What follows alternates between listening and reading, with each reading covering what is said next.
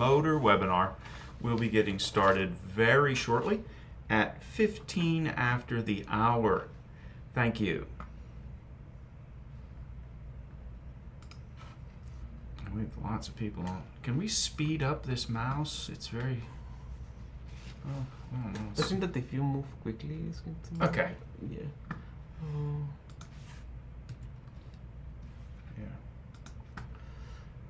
Huh? Oh, it's fast. That's as fast as it gets, huh? Oh, it's pretty fast, actually. Yeah, we got lots of... Denton. Oh.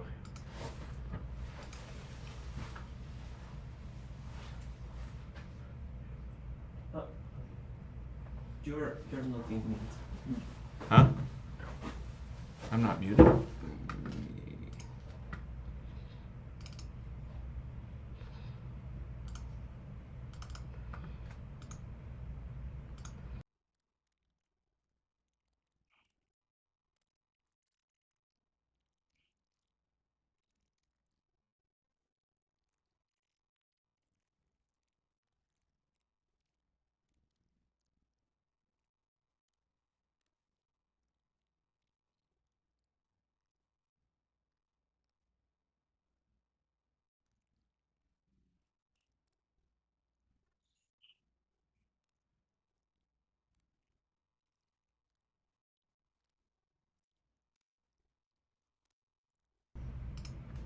No problem. Hey, Craig.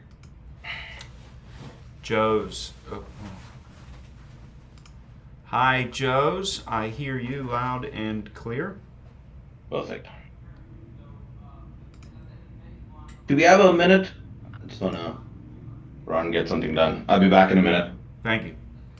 Hey, Washington. The volume on this, please. The volume. Can we turn it up?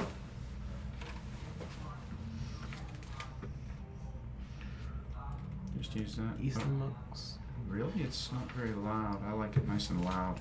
We can use headphones. Oh.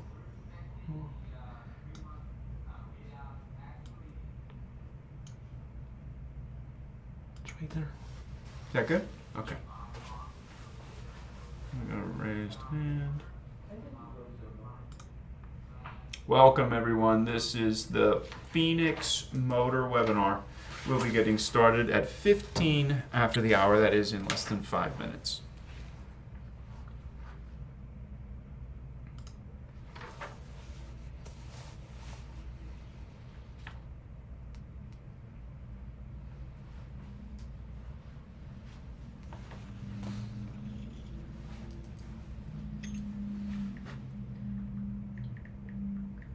Yes, sir. I'm going to check with Aaron if all is working well. Okay. Thank you.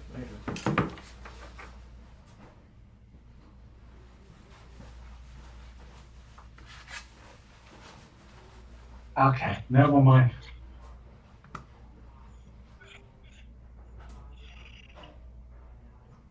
Hey, Greg. Hi, Michael. I guess the second link you sent, the second email you sent out took me to the regular, I guess. Never mind. I'm on. You are on.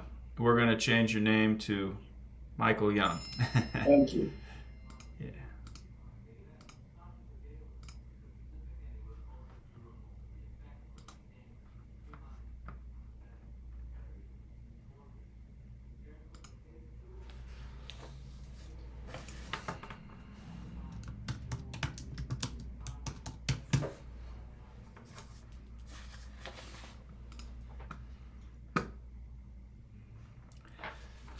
More and more participants are arriving. Open for me. I don't need. I just sent you the link for the panelist, so you can click on this one. I just sent it to you on WhatsApp. Okay. Yeah, but or you can try and. Hey, Craig. Denton is also waiting as a. I think maybe he clicked on the wrong link, but I've sent him that link separately for a panelist. So let's see if he can join. Otherwise, you might have to add him. Yes, I just promoted Denton Peng to panelist. Okay. Okay. Hello, can you hear me now? Yes. Yes. I can hear you loud and clear, Denton. Okay. Now it's okay. Thank you. Gentlemen, are we going to test our video at all? Are we going to be showing ourselves today?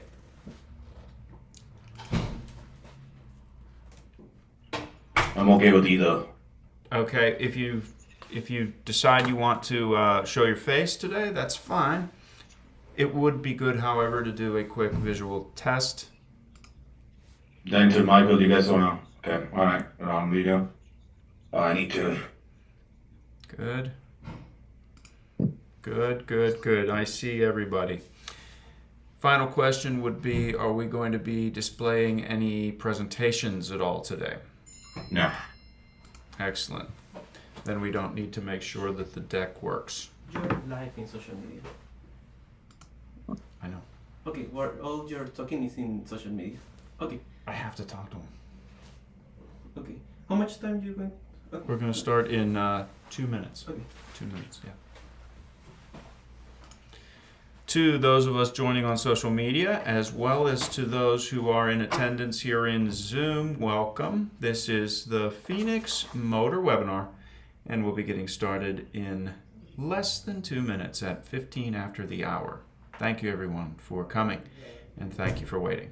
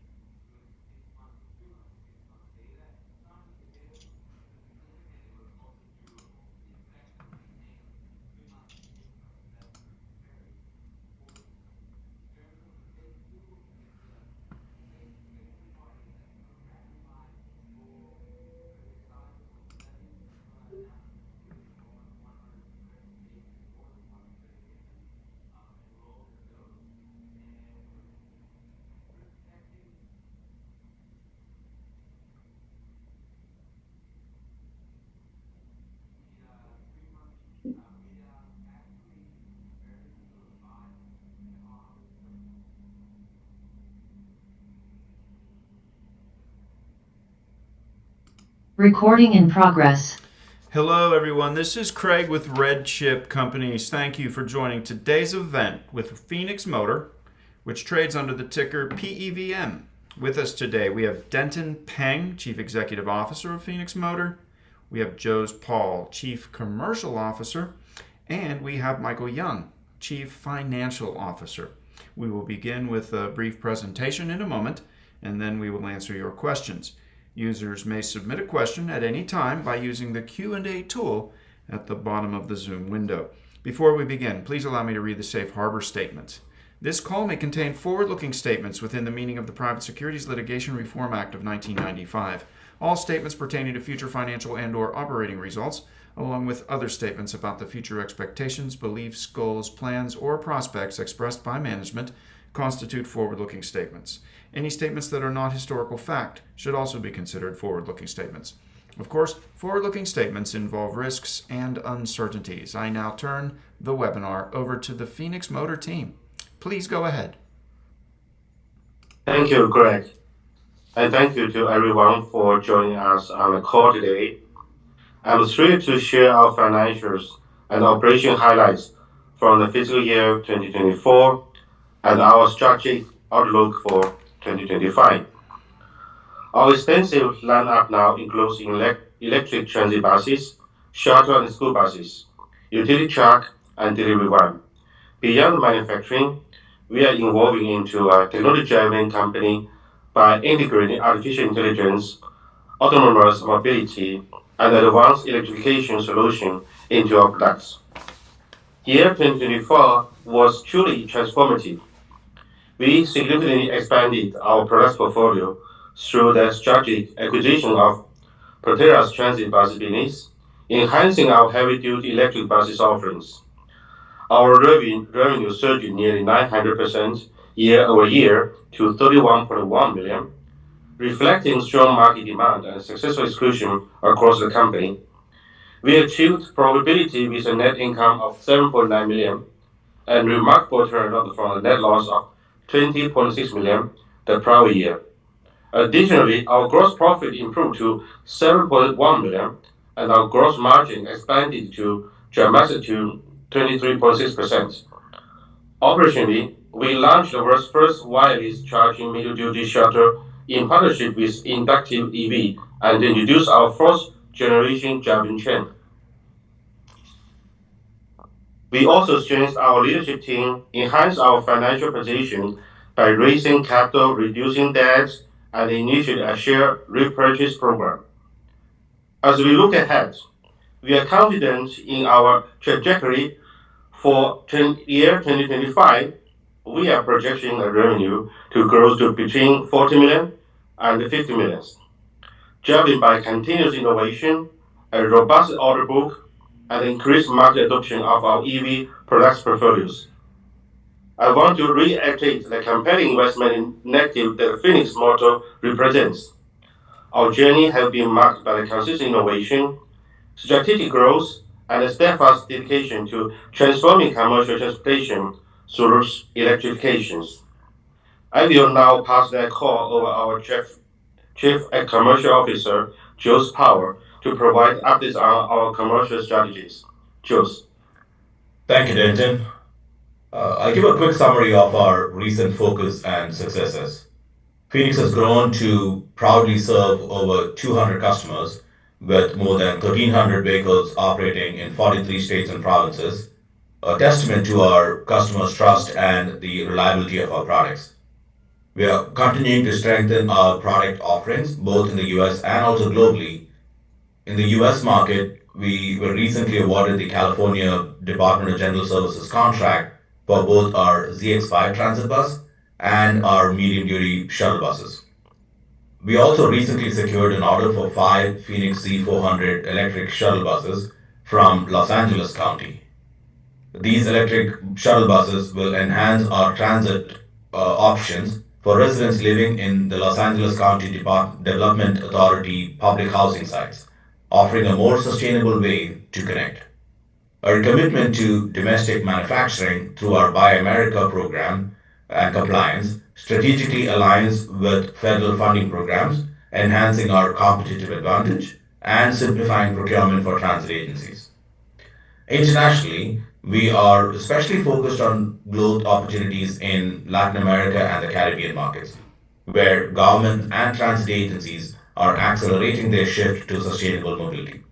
The region represents a compelling market for electric transit, driven by rising urban air pollution, high fuel prices, and access to global finance mechanisms. And Phoenix EV is well positioned to meet this demand. We've established an expanded product portfolio under the Edison Future brand, covering transit buses, vans, coach buses, and also light-duty EVs targeted at commercial applications. We are planning an EF product portfolio unveiling event at our Anaheim facility in July. And we're also engaged in early-stage discussions with regional partners and potential customers to explore distribution and support models that will enable us to serve these markets at scale. As mentioned previously, we have set up Edison Future International at Hong Kong to start international business, and we hope to see results in the coming quarters. The external regulatory environment globally is favorable, and with various government mandates and incentives accelerating the shift to electric transportation, Phoenix Motors is exceptionally well positioned to benefit from these tailwinds, bolstered by our comprehensive product offering. Our strategic focus is a key driver of profitability and positions Phoenix Motor at the forefront of next-generation transportation technologies, including autonomous vehicles and AI-driven fleet management. These innovations further solidify our leadership and create long-term growth opportunities for us. I'm also happy to share that we will have a Greenville factory open day in the middle of June. And if anybody is interested in visiting our facilities, please contact us or RedChip. I'll now pass the call over to our Chief Financial Officer, Michael Young, for a deeper dive into the financial details. Thank you, Jules. Fiscal 2024 marks an exceptional year of financial progress and operational expansion for Phoenix Motors. As Denton mentioned, our total revenue surged nearly 900%, reached 31.1 million compared to just over 3 million in 2023, driven significantly by our strategic acquisition of Proterra Transit Bus Unit. This acquisition alone contributed 30 million in new revenue, underscoring our strengthened market position in electric transit bus segment. Our gross profit improved dramatically, reaching 7.1 million, a substantial turnaround from a gross loss in a prior year. Our gross margin expanded significantly to 23.6%, highlight our ability to effectively manage costs and capitalize on higher margin opportunity, particularly through rapid inventory turnover following the acquisition. Notably, our net income reached 7.9 million, marking a significant milestone as we transition from a substantial loss the previous year. This improvement underscores our successful operation integration effort, enhanced product efficiency, and strategic financial management throughout 2024. Additionally, we made substantial improvement in our liquidity and equity position. We successfully raised 11.1 million through private placement and secured additional loan financing and significantly strengthened our balance sheet. Our total equity grew to 10.3 million, a considerable improvement from a negative equity position at the end of 2023.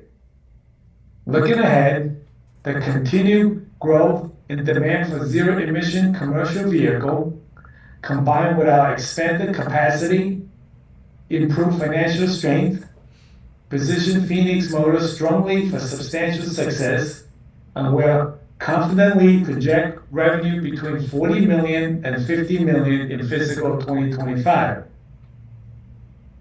Thank you all for your continued support.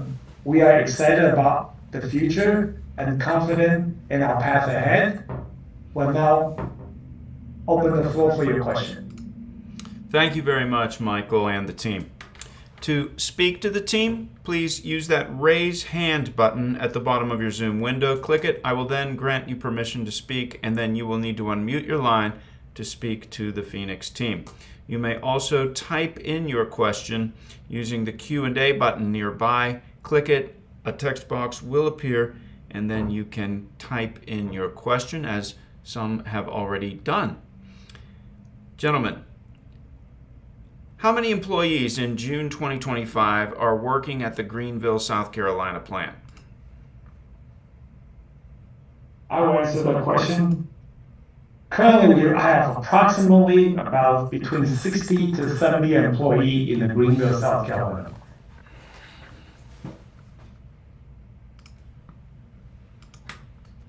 Thank you. Have you purchased back any shares to date?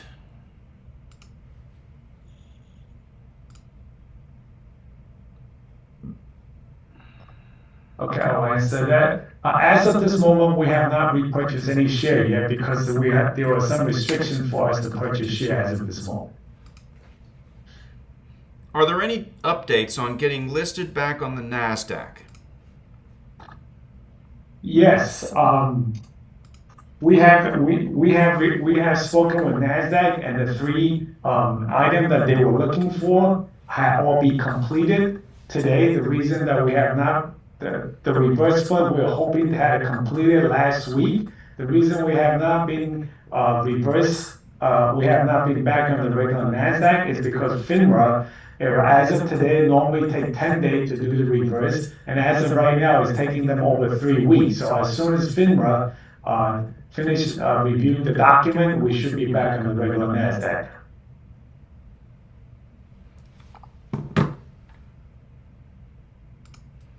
Are there any updates about strengthening the company's cash position?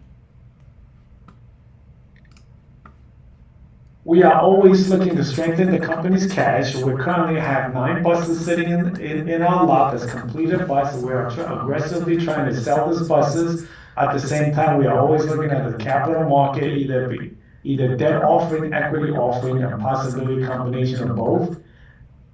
So if that don't want to add something, please go ahead. Yeah, definitely we will try to increase our liquidity, our inventory, definitely to get more and more cash and operation. And we still have a lot of orders, trying to finish a order to get more cash in. This is definitely the first priority. We are still a big backlog of orders, and we are still a big inventory from parts and inventory bus. A person who is new to the story, the Phoenix story, wrote in, I did not hear that Phoenix has a consumer model, only buses. Did I miss that? Do they have a consumer model? For the new investors out there, gentlemen, could you give an overview? Yeah, we are a commercial EV company, so most of customers is for B. We are to B. If you're Tesla, most of it is to C, and for Phoenix, it's really the business to B. So most of our business model is building for the electrification, the EV business to business governments and to most of the business to B business. We are no consumer products at the moment. Thank you very much. You mentioned the backlog. What is the number? What is the current number when it comes to the backlog? As of right now, our current backlog is north of 100 plus million.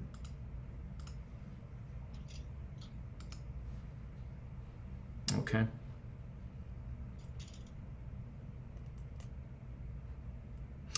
The net income in 2024 was positive, this person writes, because of a one-time $50 million purchase gain from the Proterra acquisition. Your actual operations posted a loss of more than $30 million. Can you explain how this acquisition positions Phoenix for profitability and how investors should view this accounting gain in relation to your core business fundamentals? Sure. As you could read, our operating loss, we do have an operating loss, but we have a net gain due to one-time inventory purchase. That's where the net gain come from. Our net loss, a lot of them has to do with after the acquisition of Proterra, January of 2024, there were a lot of write-down that allow us to write things off. So that's why there's a lot of write-down from the inventory, impairment charges or depreciation to all the legal expenses, due diligence expenses. So those were accumulated. A lot of those are one-time charges. So going forward, we do not expect to see most of that. And then as we continue to execute on our strategy, we expect and hoping to have a positive cash flow in the near future. Yeah, we also want to highlight, last year our gross margin expanded to 23.6%. So when the gross margin growing and we have more shipment and also a lot of expenses we will try to reduce this year. So our operation expenses will be reduced, and also the management to doing from the supply chain, all this effort will be definitely improving our profitabilities, and also this make us company to more and more on the profitability. Last year we have one-time gain, it's true, but we have one-time expenses. Thank you very much, gentlemen. How much does the bus weigh?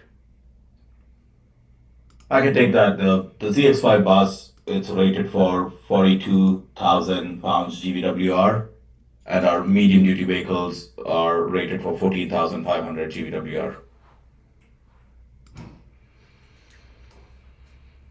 How do you reconcile your ambitious plans with your limited cash runway and recurring operating losses? I'll take that one. The FTA had made a change in what they so-called progress payment. So what a progress payment is, every contract that we do, majority of our contracts, as soon as we bring the bus online, we get paid 25%. So we are doing everything we can to utilize the cash that we could receive once we bring the bus online, and at the same time selling parts that we currently have in inventory. And the biggest thing is we also have a lot of buses sitting online, sitting in our lot that we want to try to sell. So with all of that stuff, yes, there's as a small company, ongoing concern is always there, but like we said earlier, 2024 was a transitional year for us, and 2025 is an execution year. So we are focusing on executing. Denton mentioned earlier, we have lots of parts that will help us dramatically reduce the cost, but I think our gross margin for 2025 will even improve because we're already focusing on reduced costs. Because when we acquired Proterra, we learned a lot of things. They overpaid for a lot of things, and then a lot of things just didn't make any sense. So we are focusing on cost reduction and then raising capital and get whatever product we have already built so as quickly as possible and continue to move this company forward. Again, to reach the Phoenix team, you can use the raise hand button. You can then speak to the team.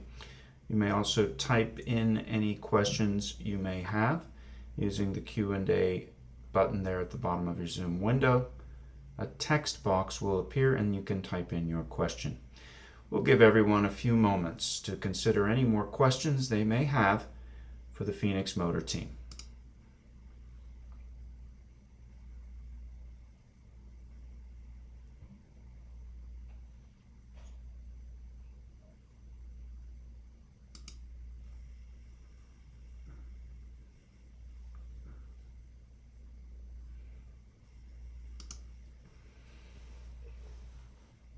Has there been any interest by any institutions, gentlemen? The writer did not elaborate on what an institution would be, but you can guess. Like everything else, we are doing webinar. We're talking to everybody. We're talking to individual investor, institutional investor. We are always talking to some investors. So as of today, we don't have any major, at least not in my knowledge, that we don't have any major institutional positions. This person added in taking an equity position. He added that detail. That was what he was interested in, an equity position. The institutional does not tell us that they add position unless it's over 5%. So we will not be able to answer those questions if any institutional add a position in our company. Thank you, Michael. What gives Phoenix a shot at surviving against competitors such as Ford, BYD, etc., which have, of course, stronger balance sheets, larger dealer networks, etc.? Well, we are not Ford, we're not BYD. We don't compete on consumer market. We compete strictly on the commercial side of the business.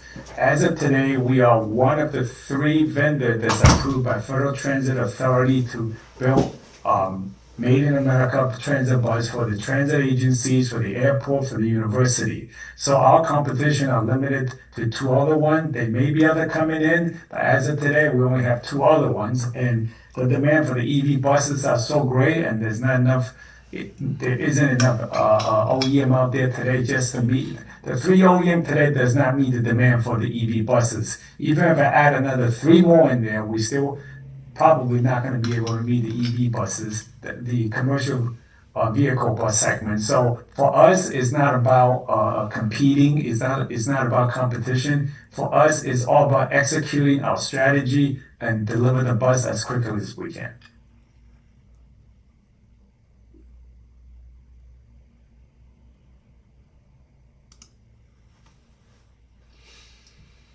How is Phoenix addressing the ongoing support for legacy products? Many customers are complaining about a lack of parts and support. I'll take that one. When we acquired Proterra, we learned a lot of things after we acquired Proterra. The legacy buses that's owned by Proterra had a lot of issues. We have a lot of customers want us to fix their buses and get things repaired, And at the very beginning, we did try to do that. And we realized that we put new parts into some of these buses and keep breaking down. So right now, what we're doing is, in order for us to fix all these legacy buses, it does not make sense just to put a new parts in there and wait for it to break down. So we're working, our engineering teams are working with our vendors to try to dive deep down into what is the root causes of or some of these gearboxes or some of this thing that breaks down, so that once we figured out what the issue is, we could engineer the correct product and send it back out to the customer, and we won't have this issue anymore. So there is a lot of legacy issues out there that from the old company that we are trying to fix. And a lot of this fix is not overnight. It takes weeks and months for the engineering team to be coordinating with our vendor and trying to figure out what the problem is, because you do have to remember something. Our product is sold around the country. We have buses sold in Chicago, where wintertime they go down to minus 20 degrees. And we have buses that we sell to California that's 100 degrees with dry heat. And we have buses that we sell to Florida that is 100 degrees high humidity. So all those issues that has to be defined before you just keep putting parts in there and keep replacing them, because the objective is not keep putting new parts in there, watch it break down, and keep replacing it. So we are working closely to get all those legacy issues fixed. And engineering takes time. This is an electric vehicle. It is not an overnight thing. So that's why right now we're working closely with some of our customers and letting them understand that we need to find the root cause and fix it. And we have figured out some of the root cause, and we're trying to engineer the correct way to replace some of the stuff. What is the standard powertrain and battery warranty for the California market? Yeah, I can take that. I mean, again, depends on the product. For the ZX5 product, the standard powertrain warranty is 2 years, and the battery warranty is 6. On the on the shuttle buses and the medium duty vehicles, on the Z400s, we have a 5-year warranty on the batteries and a 3-year warranty on the powertrain. Thank you very much. Phoenix team, I know you did mention regaining your NASDAQ listing. However, we keep getting questions about it. Perhaps these people joined late. Could you give as full an update as possible on getting back on the NASDAQ and off the OTC market, as these many questioners have asked? Okay, I'll repeat myself. The NASDAQ requires us to do 3 things: file do a reverse split to gain $1 compliance, to file our K, and do our annual general meeting. All 3 has been done today. The reason we have not been reversed back to NASDAQ is because for us to be able to reverse, we have to submit all the paperwork to FINRA. FINRA is another agency of NASDAQ, and you normally speaking take them 10 days. It has been more than 15 days, and we're still waiting for them to review it and approve it and allow us to reverse and move back onto the NASDAQ. And we already had a discussion with the NASDAQ consultant about this stuff, so everything is in their hand. We're just waiting for FINRA to approve it, so hopefully we can move everything back up to the regular NASDAQ.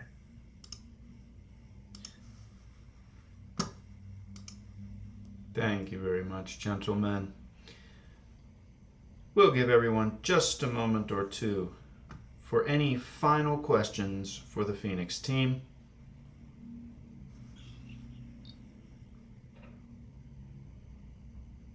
And we'll just take this final question here, gentlemen. Do you have a 5-year business plan that is shareable? As of today, we do not. We have a strategic business model for the management to focus on what we need to do for the next 1, 3, and 5 years, but we do not have any public information on our next 1, 3, and 5 year. But you also have to remember, this business that we in the commercial EV business is a fast changing business.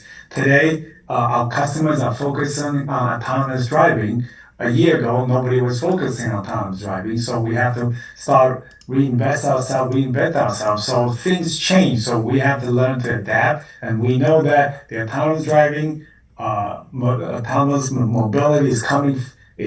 So the management is learning what the market needs and focusing on the market wants, and at the same time continue to build a bus that satisfies our customers' needs. Thank you very much, Michael.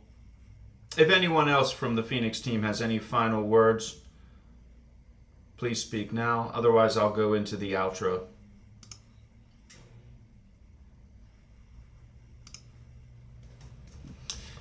All right, thank you very much, Phoenix team, and thank you very much to our many participants. As the team was saying, in the next few weeks, there is going to be an open day in Greenville.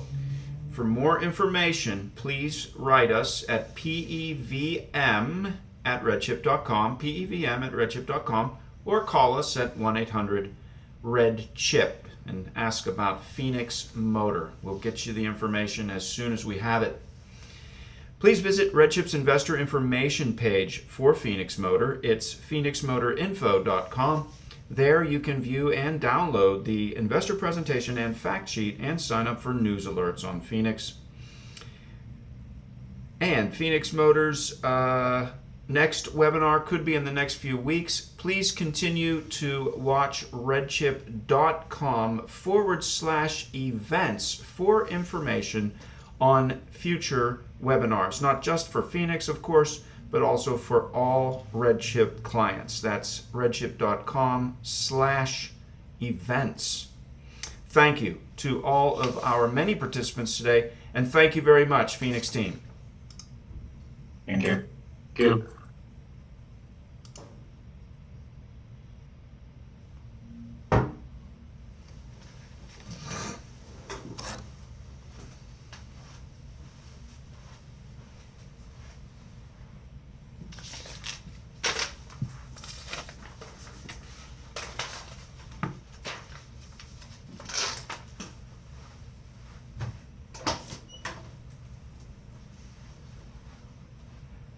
I would get used to working back here, all quiet and nice. You don't like this place? I love this place, man. It's like the RedChip. It's like the RedChip closet or something, man. It's just like, you know, quiet. It's quiet. It's You know what? It's the RedChip chapel, man. It's the RedChip chapel.